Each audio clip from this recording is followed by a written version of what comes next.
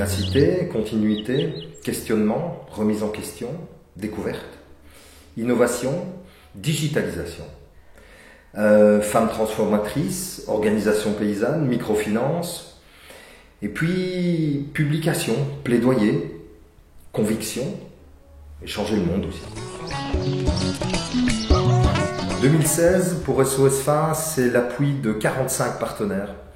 C'est plus d'1 million de paysans qui ont été directement impactés par nos actions. On est présent toujours en Afrique de l'Est, en Afrique centrale, en Afrique de l'Ouest et en Amérique latine.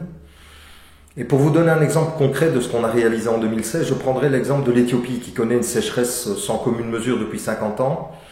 Et nous appuyons Yundi, qui est un de nos partenaires importants depuis 2014.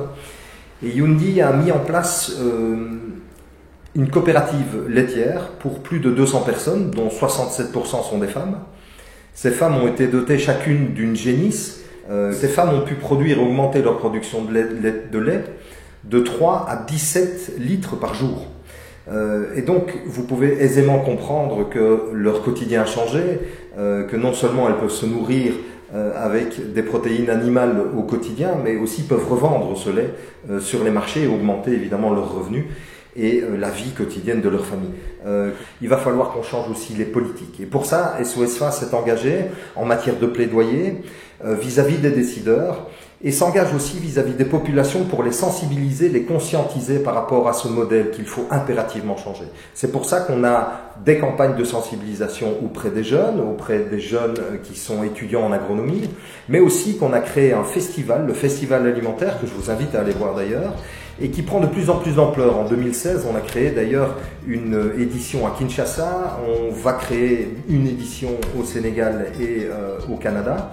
Non seulement on agit au sud, vous l'avez compris, mais on agit aussi au nord pour que le modèle puisse être changé dans sa structure.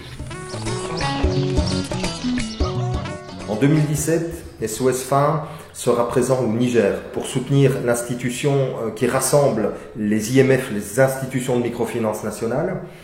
Et c'est aussi la construction d'un partenariat avec Île de Paix et Autres Terres, puisque dans les 5 prochaines années à venir, nous allons collaborer avec ces 2 organisations belges pour augmenter notre voilure et puis pour être plus forts ensemble. Je vous invite à découvrir nos activités de 2016 et voir aussi les perspectives pour 2017. À bientôt. Merci.